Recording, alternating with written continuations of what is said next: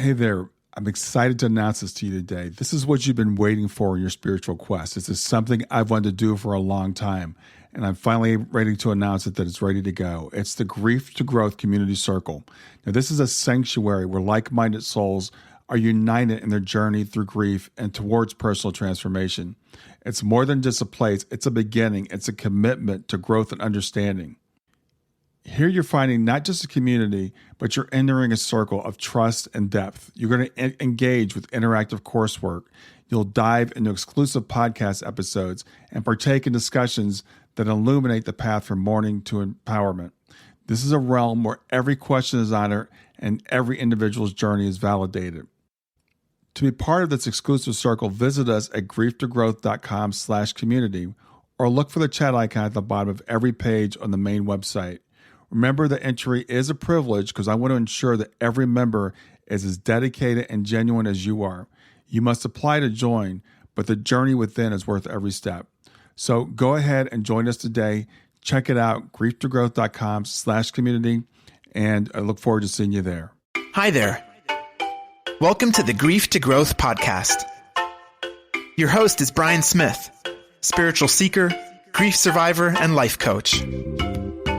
Brian believes that the worst tragedies of life provide the greatest opportunity for growth.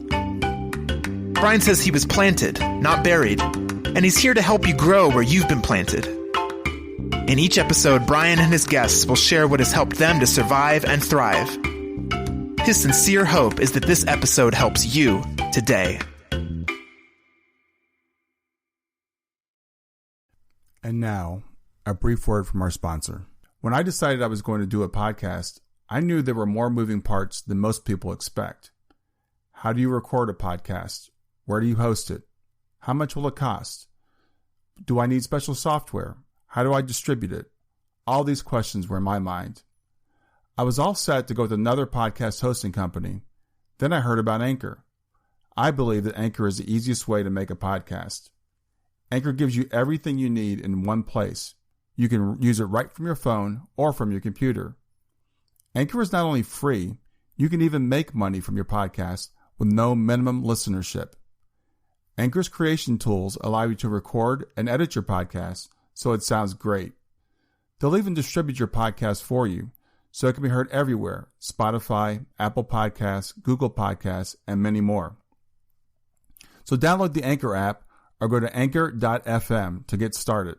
That's Anchor, ANCHOR.FM as in FM radio.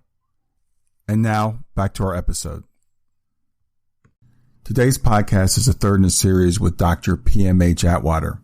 And I want to give a shout out first to my angel, Lilia. I call her my angel because I feel like she was sent on a mission for me. She helped me out by introducing me to Dr. Atwater and also to Reverend Bill McDonald. And she's been helping me out a lot. So I want to give acknowledgement to Lilia. This, as I said, is the third with Dr. Atwater. We're talking about her book, The Forever Angels, the near-death experiences in childhood and their lifelong impact. So hopefully I'll get to do another one with her someday, but this is the third in a series. I hope you enjoy it. Hi, everybody. This is Brian Smith, your host of Grief to Growth, and I am back today with Dr. P.M.H. Atwater for part 3 of our series that we're doing. We talked a couple of weeks ago about her film. We actually went over her biography, her about her fascinating life, and we talked about her film, As You Die, Know That You Live Forever. And then last week, we talked about Dying to Know You, the proof of God in the near-death experience. So if you haven't checked those out, definitely check those out. And just to let you know who Dr. Atwater is, if you haven't seen the other ones, she had 3 near-death experiences in 1977, started researching near-death experience in 1978. She's interviewed approximately 5,000 men, women, and children over the years. She's written about 18 or 19 books. So she is one of the leading experts as far as the near-death experience goes, not only having had 3, but having talked to so many thousands of people who have had them. And today we're here to talk about her latest book, and I'm going to hold it up here so you can see it. It's called The Forever Angels, the Near-Death Experiences in Childhood and Their Lifelong Impact. And this is about children who have had near-death experiences. So I want to welcome you back, Dr. Atwater. Well, it's absolutely fun to be here. Yeah.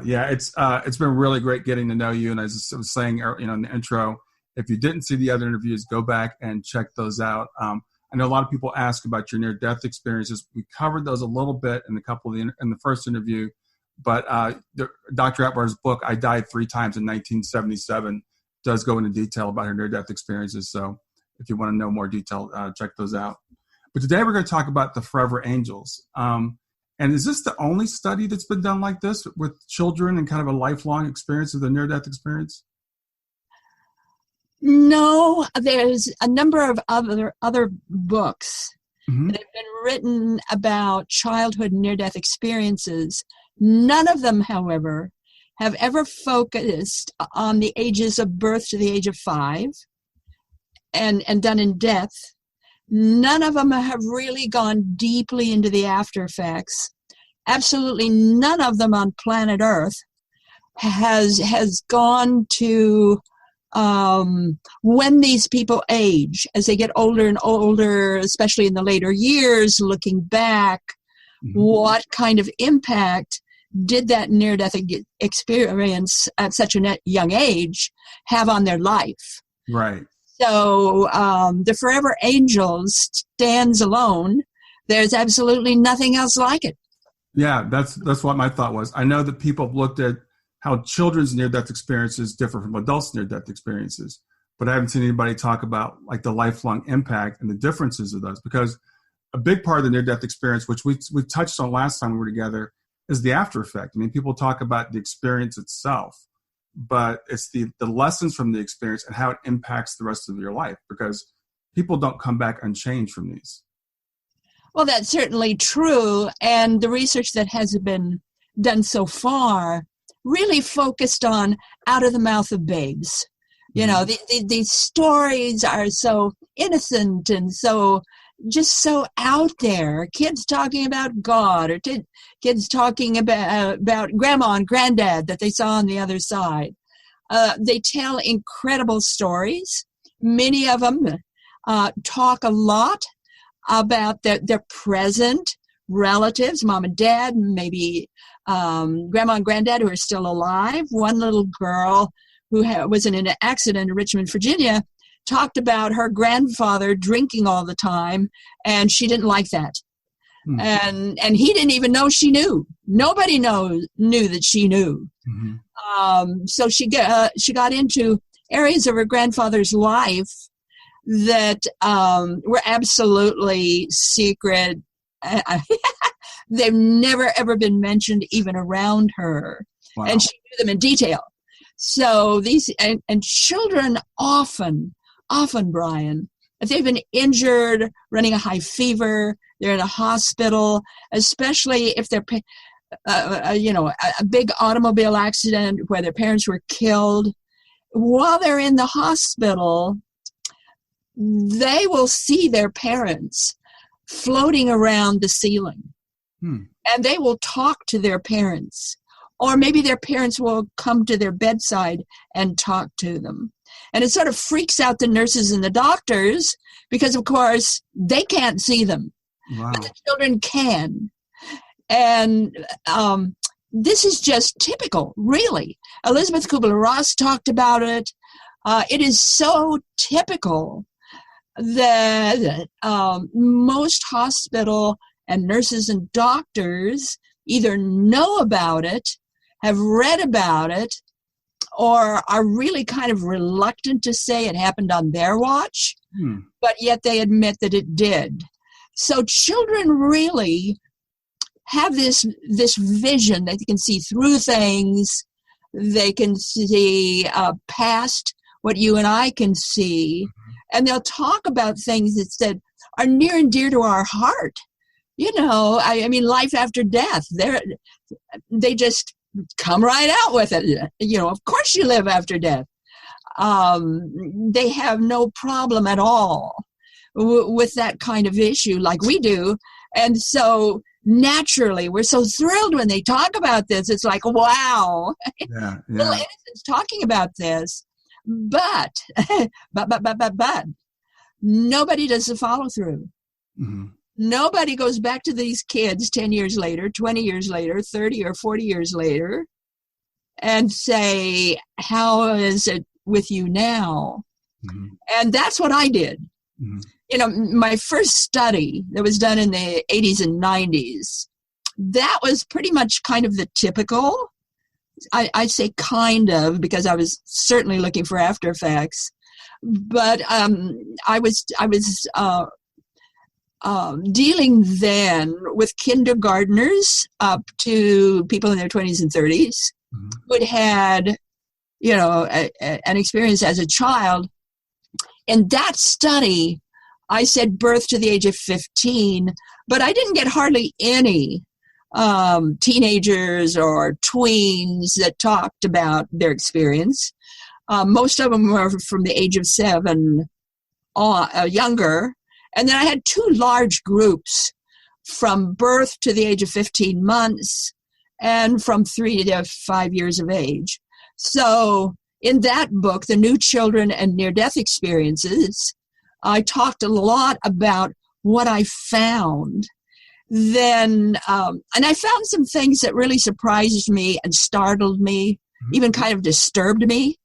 So I was going around trying to interest some kind of doctor or MD to take up the cause and do the same kind of study I did. And I couldn't interest a single soul. So finally, 3 years ago, I decided, that's it. I'm going to do it again. Yeah. Only this time, I'm going to go out with the same birth to the age of 5 years. Only I'm going to go for the more mature bunch.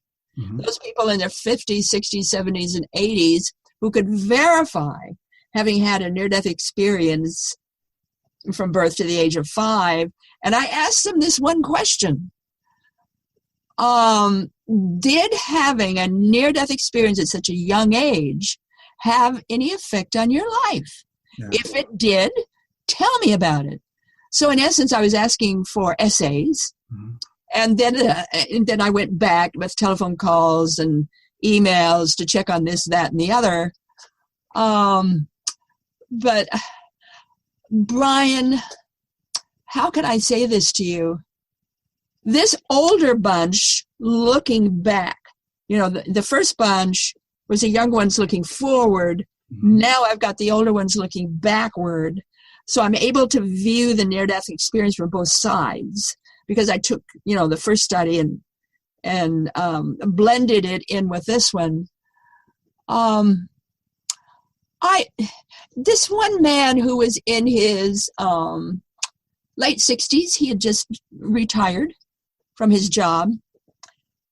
He wrote me almost a book, you know, it's almost 50 pages. And it was interspersed with photographs from his family. And he had never been able to tell a single soul anything. Wow. And now all of a sudden he could talk. And I almost had to shut him up. I mean, I'm sorry, but he went on and on and on, month after month after month. And some people were so thrilled to be asked this question. Yeah. That their reply, their essays were so tear-stained, I could hardly read them. Mm. I mean, it's like I opened a door nobody had ever opened before. And the people just rushed through. You know, I had one woman who made it very plain. No researchers have anything to do with people in poverty. Mm. Yeah, you know, they're not going after people who are in poverty or letting us know you want our stories too. And this woman saved every penny she could to save enough money that she could buy stamps to mail me her story. You know, her essay. Yeah, yeah. And I was just so taken by that. It's like, wow, we're not going after everybody. Right. You know, we're only going after people in the hospital or people who take these computer generated questions, that enable people to get their Ph.D. because they do their research on the computer.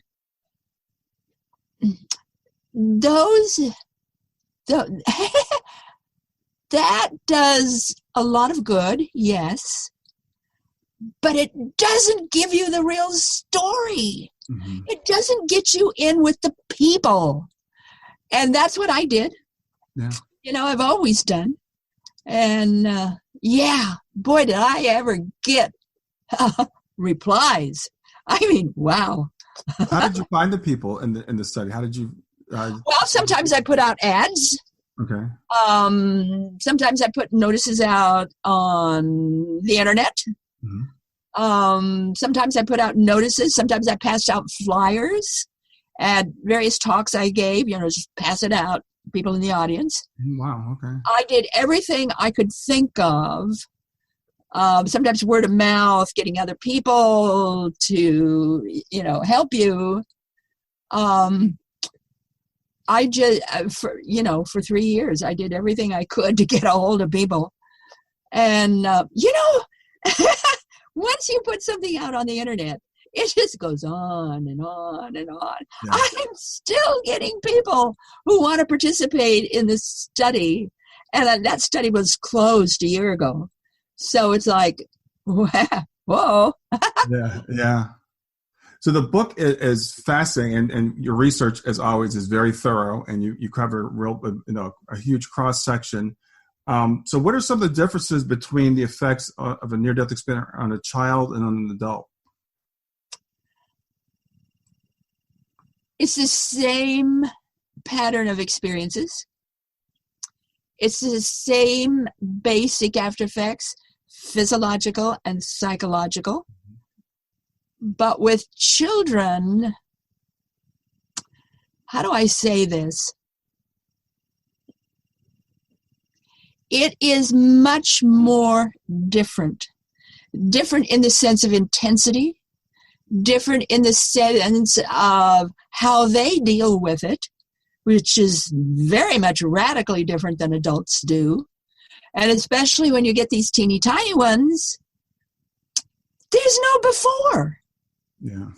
An adult can give you before. Adult can give you contrast. An adult can give you opinion and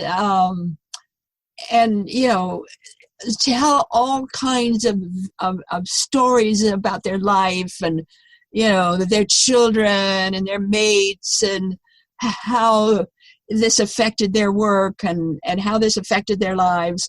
But a child, especially a little bitty one, let's say it's someone at the age of 2 mm-hmm. who had a near-death experience. They just look at you cross-eyed.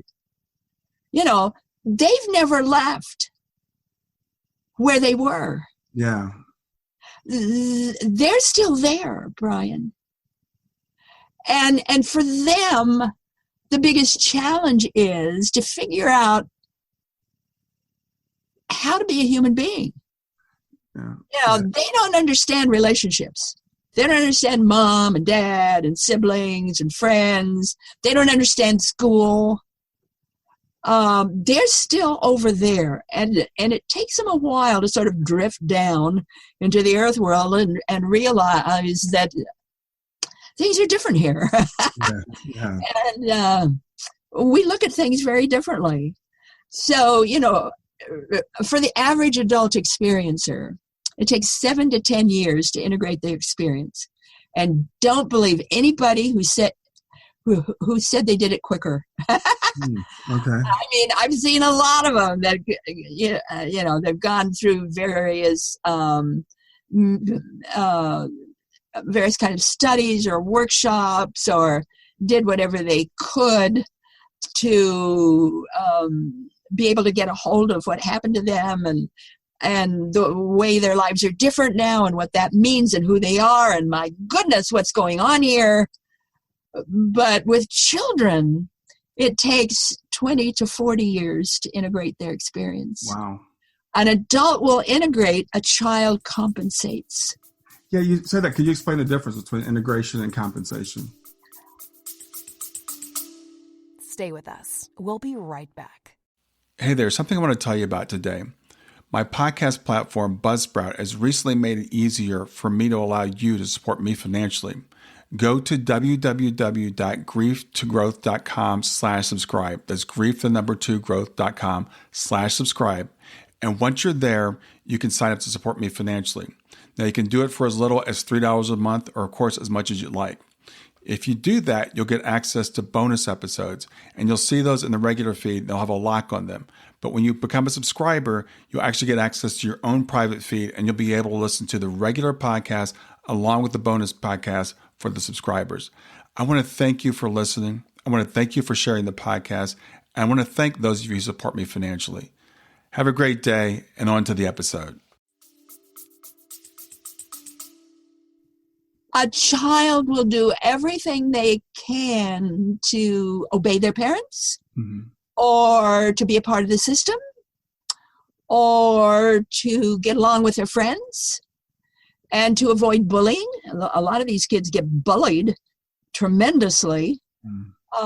So they're trying to figure out what they have to do to match the life around them and the people around them and what's demanded of them. So they're spending all of their time compensating, doing everything they can to fit the system. They don't think about where they were. Well, often they do, but not in that sense, because they know where they were, but it just doesn't fit here. Yeah. And so in order to, be a part of the family, and in order to be part of, brother and sister, have friends, go to school, they have to have some way of matching, or some way of disguising themselves, or some way of modeling what's going on with other people, so that they can kind of fit in. Because if they talk about what they what's really inside of them, what they're really seeing and feeling, it turns others off. Case in point, when they get up to the dating age, let's say tweens and teens, I've had ever so many of them say, why bother? I mean, I know what's going to happen if I go out on a date with this guy. I can tell you exactly what's going to happen, so why bother? And so they don't go out on the date. Wow. So many of these kids have future memory. I mean, they can see ahead, certainly for maybe sequences of time, and yeah, they know what mom's going to say. They know what dad's response is going to be. Wow. They know what the teacher's going to say. So they're sitting there in their chairs, say, their arms over their, solar plexus, and saying, why bother? Wow. It's interesting because we come into this world, and I guess we don't have that memory. We just kind of try to fit in, right? But it seems like there's something about the near-death experience, just having that memory and knowing who you are, that makes it hard to fit in here. Would you say that's true? Yes and no. For children, yes. For an adult, maybe no. Okay. Because for an adult, these other worlds and other planes and other dimensions begin to open up. And they get very thrilled, frightened at first, maybe confused at first. Maybe they don't know how to handle it. Most of them don't. How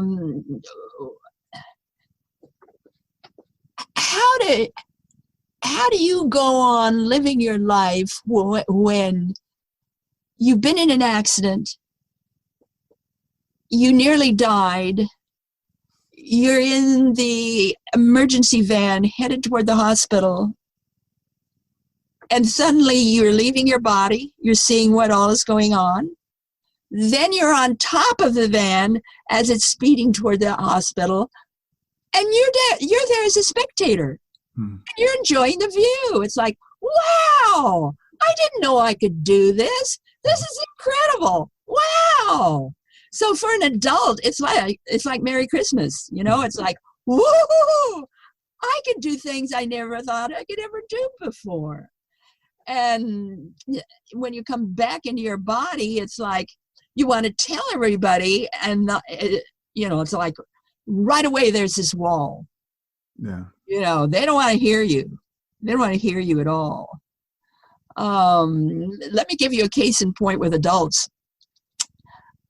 This is a young woman, probably, maybe 29, 30. And she's driving in her car out in the countryside, that is to say, fields, farmland. And she's scooting along on a road, and a truck comes, hits her on the left, smashes into her, killed on sight. They were able to call the EMT crews and what have you. They rushed her body anyway to the hospital, thinking maybe they can save her, and indeed they did.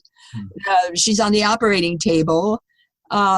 She finally came to on the operating table, and she was just alive, absolutely alive, thrilled. She said, I saw my dad, and he told me all about his death, and that it was okay for him to die because it was his time. He had to go on, but I have to come back, and it's not my time. I have to stay here. I have things to do. Mm-hmm. And she was just so vocal that was interfering with surgery. And the doctors were having a fit.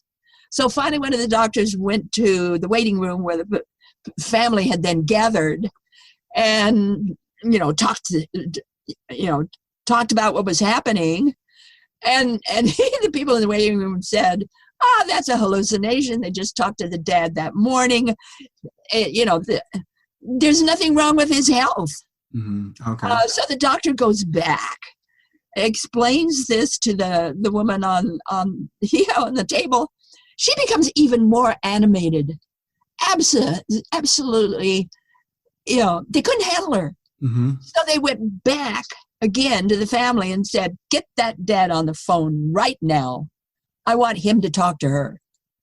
Well, suffice it to say, they called, found out that the dad had died 5 minutes before the daughter did, in exactly the same way he told her he had died, in the same manner that he told her. No. What do you do with that? Wow. That is not a hallucination. Right. Exactly. That's absolute proof. Yes. So this is what we're dealing with when we're talking about near-death experiences. Mm-hmm. We're talking about a particular phenomenon that affects a person not only at the heart level, your brain, all parts of you. Suddenly you're faced with a part of life that you had no knowledge of, that you were not even willing to have any knowledge of, that you think is a bunch of hokum, that how do you deal with that? Yeah. So the reverse is true with children. They've already been there. They know about that. Their big challenge is, how do I be an earth person? Yeah. How do I be a human being? How do I match what's going on in school? How do I date boys and girls? How do I grow up? Stay with us. We'll be right back. Hi there. I'm really excited to tell you about my latest ebook. It's 4 lessons that you can learn from the near-death experience without going through all the trouble of dying to learn them. I've been studying NDEs for several years now. I am completely convinced that not only are they 100% real, but that there's some very universal wisdom that we can get from the near-death experience. And I've distilled that down in this book into 4 short lessons. And I've also given you all the reasons why I believe that NDEs are absolutely real. So go to www.grieftogrowth.com/NDE lessons to pick it up for free. www.growth.com/NDE lessons. I hope you enjoy it.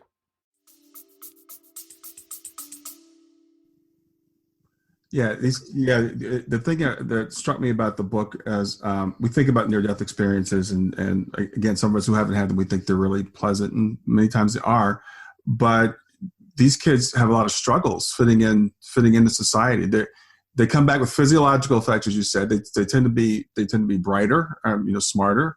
They tend to have different views. They're more compassionate. They don't quite fit in, and that causes struggles for them, right? It causes questions. Okay. Some of them are, more challenged than others. Some of them are kind of clever. They find ways of fitting in. Some of them are traumatized. Some of them think that it's all a big joke and they're going to figure out how it works. It's different, certainly, with different children. Some of them use this situation to really make their life larger and bigger and more exciting, and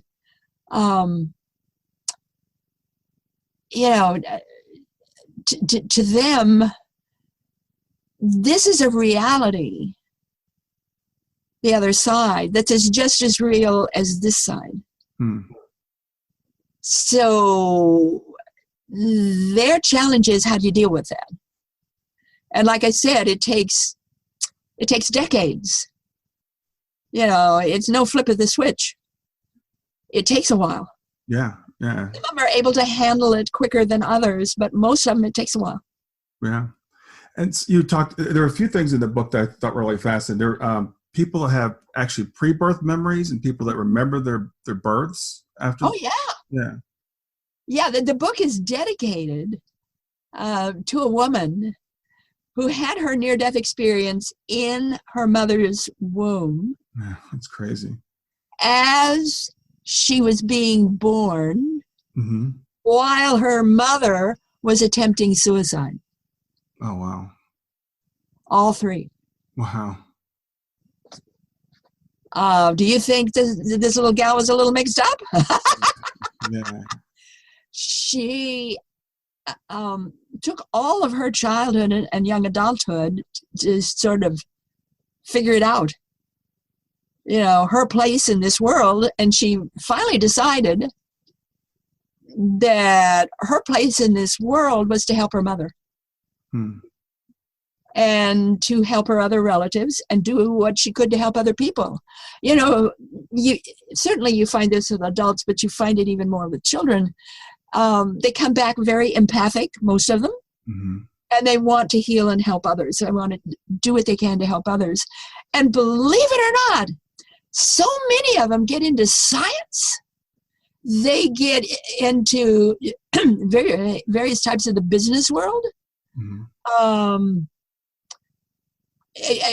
just amazed. Your adult experiencers usually head for the ministry, or they become healers, or become psychics, or they become mediums, or they become teachers, or they develop different types of work, often start their own businesses where they are able to assist others, sometimes in a big way, sometimes the indigent people, whatever. They are often very active in the healing arts. Many of them take to the stage and do a lot of talking and sharing in that manner. But, and you have a few children that do that, but not that many. Your child experiencers are really interested in finding out what the world ticks, what the world is all about. How do I define this? What do I do with this? How can I make a big difference in the world, or even a little difference that will make a big difference? So we get one of them, this fellow in Sweden, I believe it was, had a near-death experience as part of his tonsillectomy. Had a lot of that. The tonsillectomies, often they use too much ether or whatever, and children have near-death experiences as part of tonsillectomies. Certainly those that were done in the 1940s through the 1970s, because they were using far too much ether. So we have a lot of those kind of cases. And in his near-death experiences, he was shown how to make things and how to do things. He was shown the way business works, or the way he can make a difference in people's lives through nature. And he was shown in detail, and he was smart enough to know not to talk about it, to instead go to school, get his P.H.D., and then when he got his P.H.D., he could take what he learned in his near-death experience, and he could use that. So he did. He found a different and better way of making pulp from trees to make paper. He has a number of copyrights, if you will, from the technical way of making pulp from paper, or making paper from pulp. Yeah. A number of science.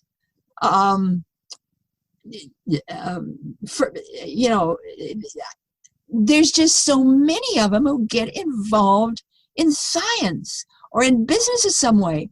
One of them got involved with buying and selling homes, became a millionaire, and did everything she could to help other people, especially in hospitals, and especially who might have had a near-death experience. And there were a number of them who became millionaires, even though they had a tough time. Well, let me give you an example of tough time. Okay. 90% of them, we're talking 397 people. So this is a major study. 90% of them could not bond with their parents. Wow. Could not bond with their parents. That doesn't mean they didn't love them. They just didn't bond with them. They really could not understand the mother-daughter, father-daughter relationship, or son. They couldn't understand those relationships. Because as far as they were concerned, they still were part of this other world. Yeah, that reminds me when I interviewed Ingrid Hankala. She had an experience when she was like 2 or 3, and she came back and she was just like telling her parents, "You're not my mother. You don't need to call me Ingrid. That's not my name." She just had this. And so I think it caused a separation between her and her parents, who were like, "You're just a little kid." But she remembered who she really was. This is true. And I know Ingrid, by the way. And she's one of the people that I've talked to a lot. She's a perfect example. And many of them go through periods of suicide ideation. They want to go back. They just want to go back. Some of them try suicide. Most of them don't, because they don't want to do that. But still, that suicide ideation. There's a whole chapter in the book on PTSD versus NDEs, because many times they can go through similar challenges. But the one thing we all need to remember, to a child, suicide is not harmful. It's not bad.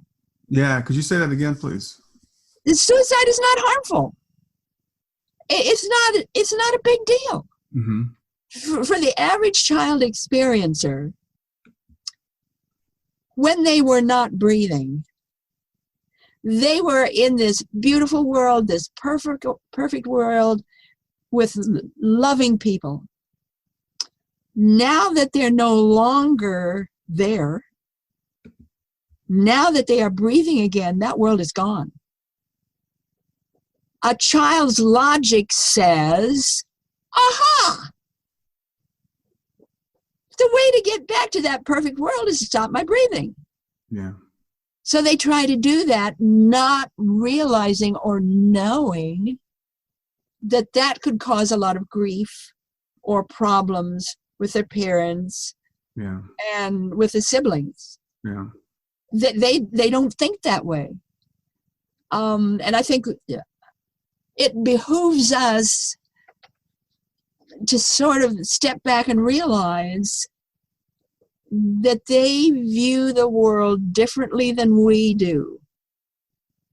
And for them, suicide is not wrong. Yeah. I think it's important for us to understand that and to remember that. Yeah. And it's very helpful.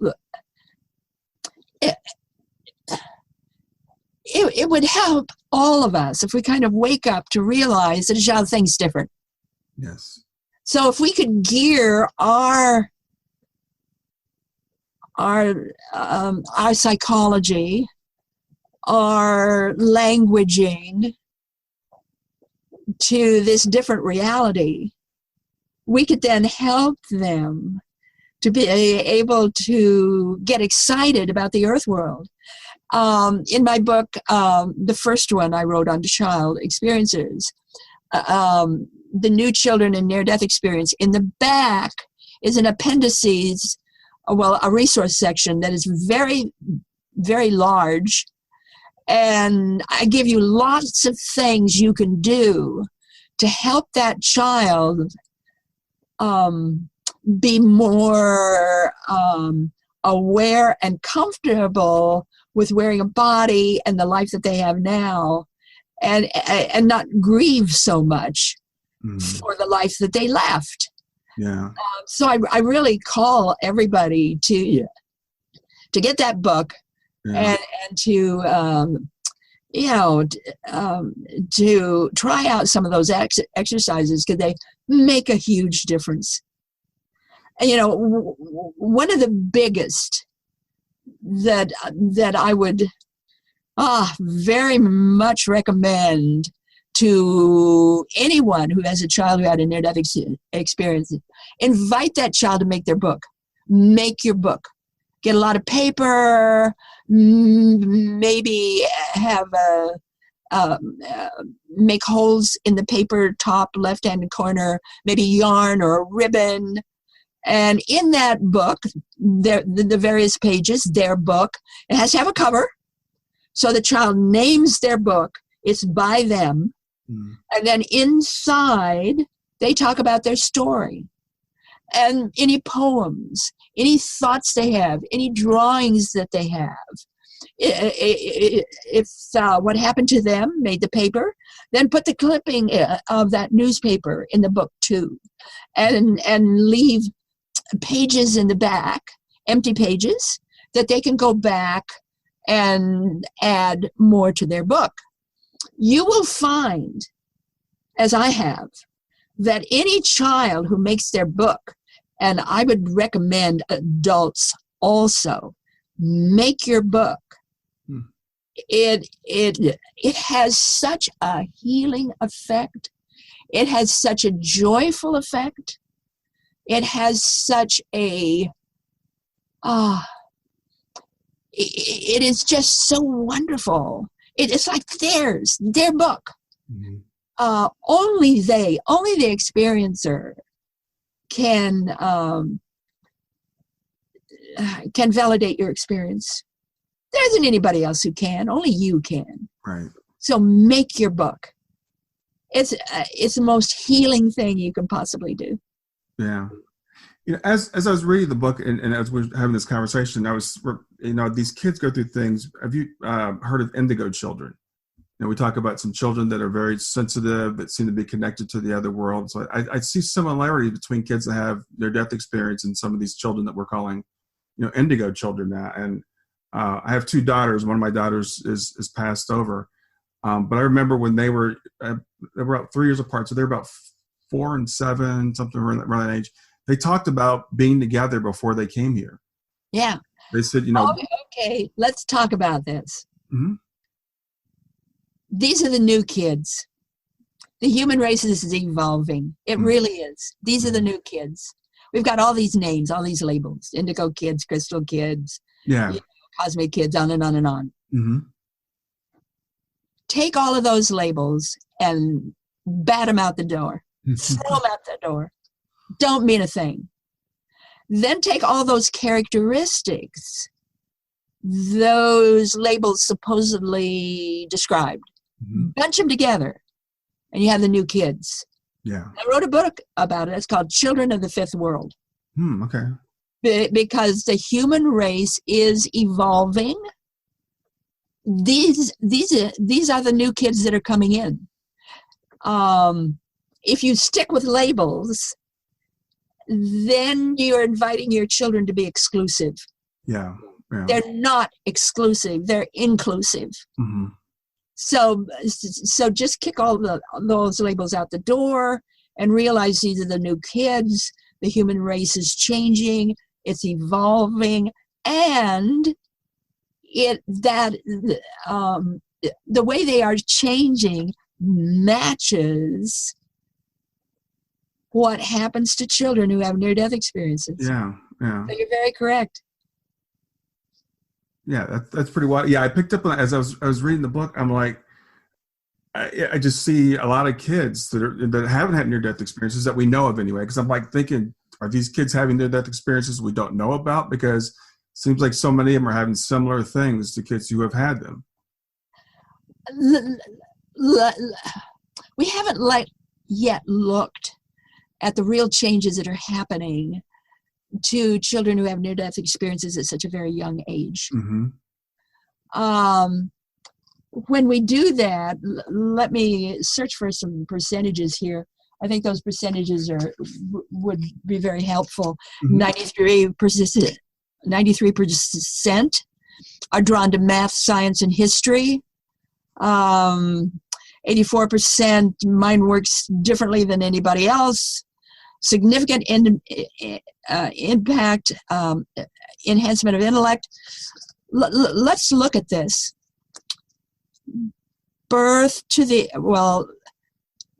Kids under the age of 7, certainly under the age of 6,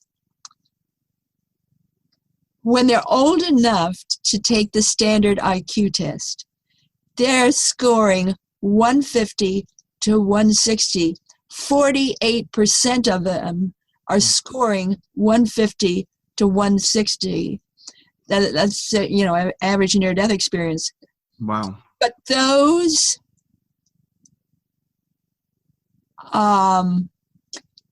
younger, 81% are making that score. Birth to 15 months, especially if they had a black light experience instead of a bright light experience, when they're old enough to take the standard IQ test, they're scoring 180 and above. Wow. All of them. Wow. All of them. At least in my research. Wow. I want to find some more. Pardon me for reaching out of. That's fine. Because this is so important. Well, certainly vivid dreams, 70%, problem sleeping, 67%, out-of-body experiences, 62%, aware of the future, 61%, strong spiritual guidance and knowing, 76%, a very successful career, 74%, yet at the same time, 74% suicide prone. So we've got a lot of conflict here. Highly intelligent, 75%. I mean, these kids are smart. Yeah, yeah. They're incredibly smart. And many of them come back with synesthesia. Many of them come back abstracting by the first grade. Let me give you an example of abstracting, because most people don't understand that. Yeah. This is a 7-year-old actually, 6-year-old in the state of Georgia, a little bit north of Atlanta. He drowned about halfway through the school year, had a near-death experience. When he could come back to school, what are they reading, Brian, in the first grade? C. Spot Red. Yeah, we were reading C. Spot. And Jane, right? Yeah. He comes back reading Greek mythology and understands it. Yeah. Goes up to his teacher and says, "Why was the book Robinson Crusoe ever written?" Well, the teacher freaked out. I mean, pulled him out of class, and for gifted learners. This is what we find again and again and again. Let's talk about synesthesia. Mm-hmm. Synesthesia comes from the limbic system in the brain. The limbic system in the brain is our emotional center, the center of our senses. Mm-hmm. So they're coming back with blended or multiple senses. Again, let me give you an example. This time of myself, I was born this way. No, I wasn't a near-death kid. I was just born this way. I was born with synesthesia. Mm-hmm. So I was the only child in the first grade who could smell color, see music, and hear numbers. Wow. Now, I was telling the truth. But the principal, my teacher thought I was lying. She couldn't stop me from doing it. She had me sit on a tall stool in front of the class, wearing a tall conical head that said dunce on it, as an example of a bad child who told lies. Mm-hmm. My mother was called in twice by the principal because they wanted to kick me out of school. By the end of the first grade, I knew I was telling the truth. I wasn't lying to anybody. I was telling the truth. Right. So at the end of the first grade, I decided that every adult was crazy, and that from now on, I was not going to listen to adults anymore. I was going to do my own thinking. I was going to prove my own world, and I was going to do it myself. Yeah. Yeah. Do you kind of recognize that? I'm still kind of that way. That's exactly what you've done. I was just thinking, it's interesting because you talk about soul planning and someone that came in to do what they were going to do. You're the perfect example of that, right? Well, look, I did my first double-blind study with a control group at the age of 5. I mean, nobody's going to tell me. I'm going to be out there finding out for myself, and I'm going to see it from all angles. But suffice it to say, this is what children often deal with. Mm-hmm. And there's a wonderful drawing in the book of this child who was able to dance in the air with numbers, and that's how she got addition, subtraction, division. She danced with numbers in the air. Mm-hmm. Again, this is synesthesia. Mm-hmm. And so I'm looking at the near-death experience. Okay. Birth to the age of 5. An in-depth study of just that span of time. Mm-hmm. Certainly from birth to the age of 2 or 3, maybe less with 4 and 5, maybe not. That's the major time, Brian, when all of the patterning is being laid in the brain for brain use, the nervous system, the digestive system, and skin sensitivity. All of that is being laid in the brain. My thought is these little kids are being hit with the power punch of a near-death experience, and yes, it is a power punch. And it's hitting out at the time when that major patterning is being laid in the brain. It's flipping these kids into higher ways of seeing and viewing and thinking. Yeah, they're like turbocharged. Right. They come back turbocharged. Indeed so. And my goal now, my desire now, is to reach out to the neurologists and the medical people and the scientific people and say, research this. Something is happening in the brain that it's flipping it. We need to know more about the physiology of that and what's really happening. Because it happens to so many. We're talking thousands and thousands of people here, maybe millions. Yeah. It's interesting that it seems like the standard or the mainstream science and medicine is still rejecting the idea of a near-death experience with so much evidence, because you talked about, a lot of people might not realize there are physiological changes that these kids go through. There are lifelong changes, which you've documented with the study. So I just wonder how long mainstream science is going to be able to deny the reality of the phenomenon. It's going to take voices, certainly my voice, your voice, everybody's voice saying, wake up here, yoo-hoo! We've got something that's very valid. We can prove that it's valid. We've got a lot of numbers here. We've got what happens from that.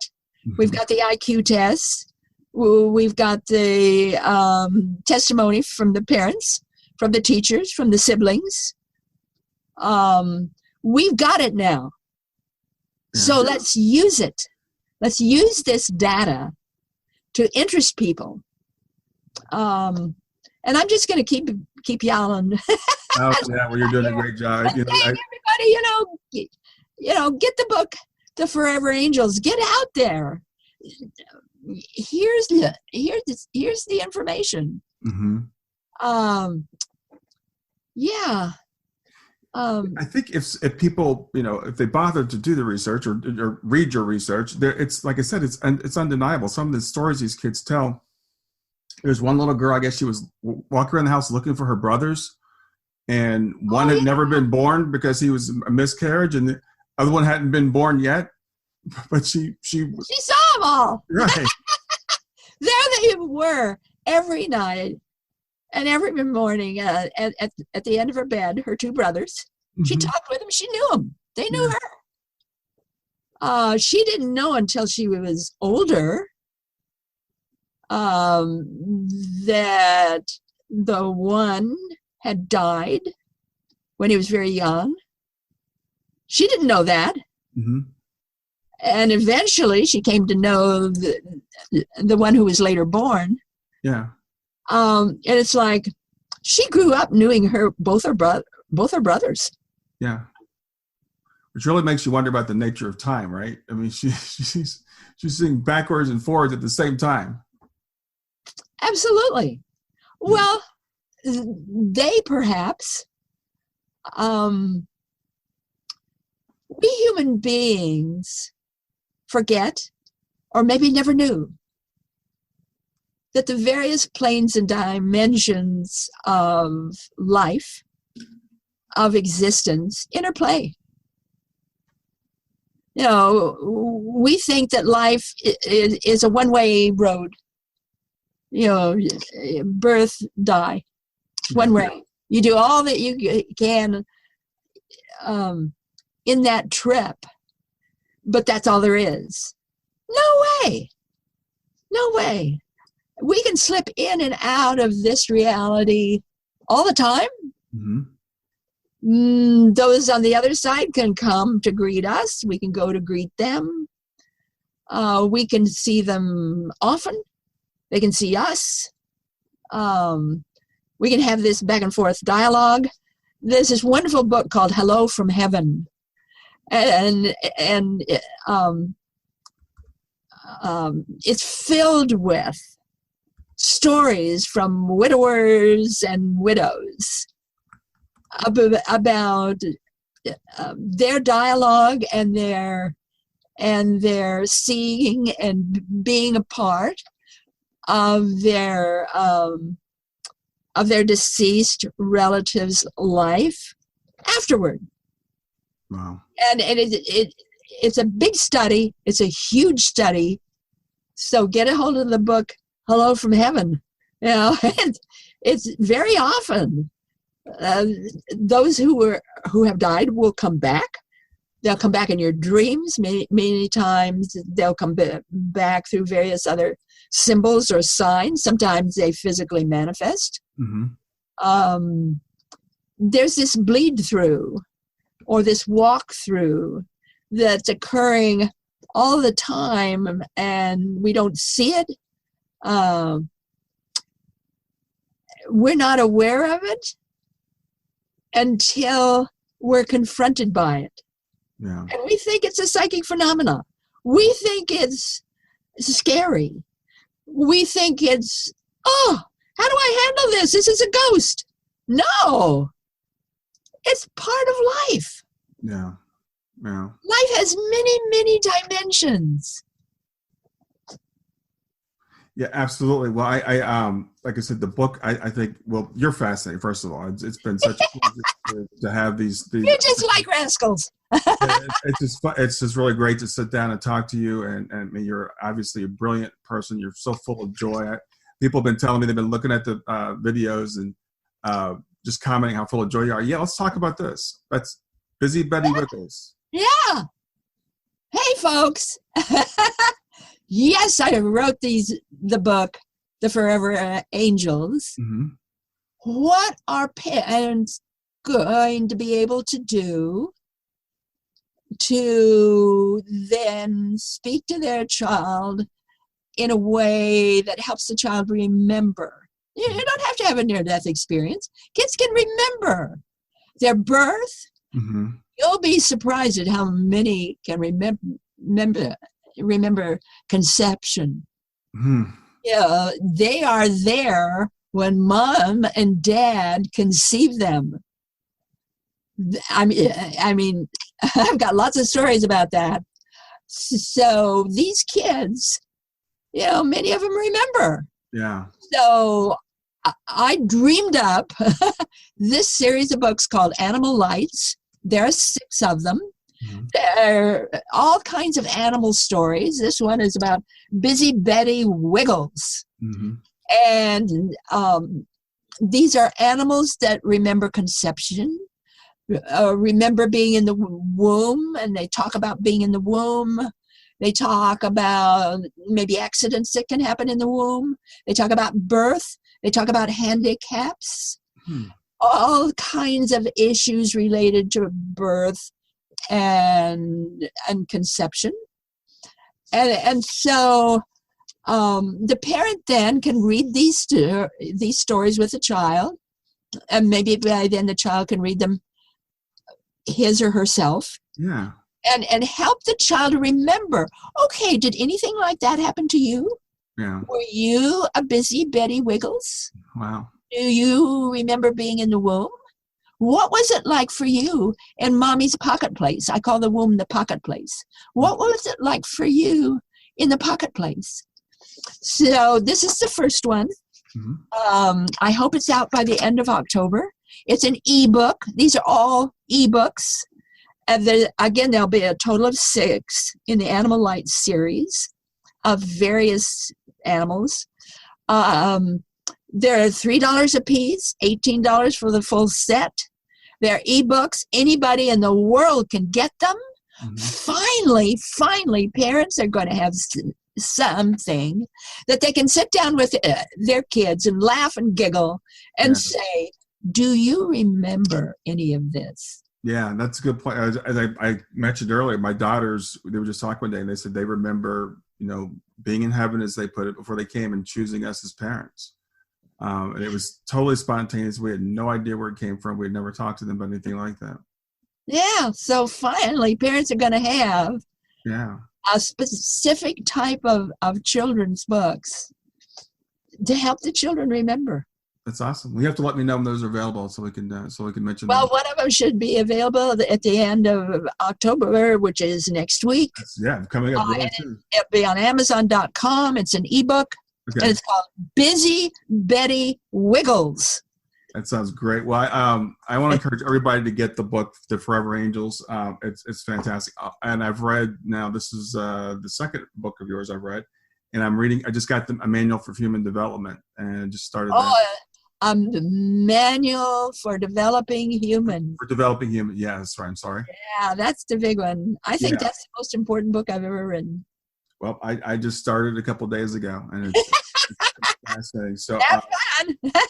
Yeah, I want to say again, thank you so much for doing this series with me. It's been a true pleasure and honor, getting to meet you and get to know you and learn about your work and just see your joy coming through the screen.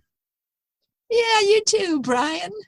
You become like a good friend. Yeah. So I want to tell everybody, again, if you want to know anything more about Dr. Atwater, it's pmhatwater.com, and P.M.H is her name. Well, www.atwater.com. Yes. Get on my website. Don't you just write me. Get on my website. Yes. www.pmhatwater.com. I produce a free monthly newsletter. Mm-hmm. But remember, it's only for the curious. Yeah. If you're not curious, you may not like it. Yeah, exactly. Well, it's just, like I said, so much fun to be with you again today, and have a great day. You too. Bye-bye. See you later. Hey there, I wanted to let you know about something new I'm doing with the podcast. I signed up recently for Patreon. And what Patreon is a way that you can support me financially, and I can deliver to you exclusive content. So you may have noticed I've done some bonus episodes in the past, and I'll continue to do those, but those will go onto the Patreon site, and you'll be able to get access to them by becoming a regular supporter. For as little as $5 a month, you can get access to the bonus episodes, and also at Patreon, you can interact with me and ask me questions, and those questions could be included in future bonus episodes. So check it out. It's www.patreon.com/grief2growth. That's grief, 2 growth. Thanks a lot for all your support, and I hope you keep listening. This has been another episode of Grief to Growth, and this is your host, Brian Smith. Thanks for listening. I hope you enjoyed it.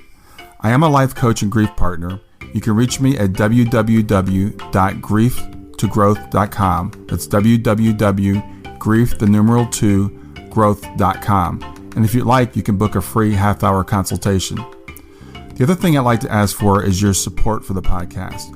If you could go to iTunes and leave a review, that would be wonderful. And if you'd like to support me financially, you can support me for as little as 99 cents per month. And you can find the link to do that in every episode. Hope you have a great day.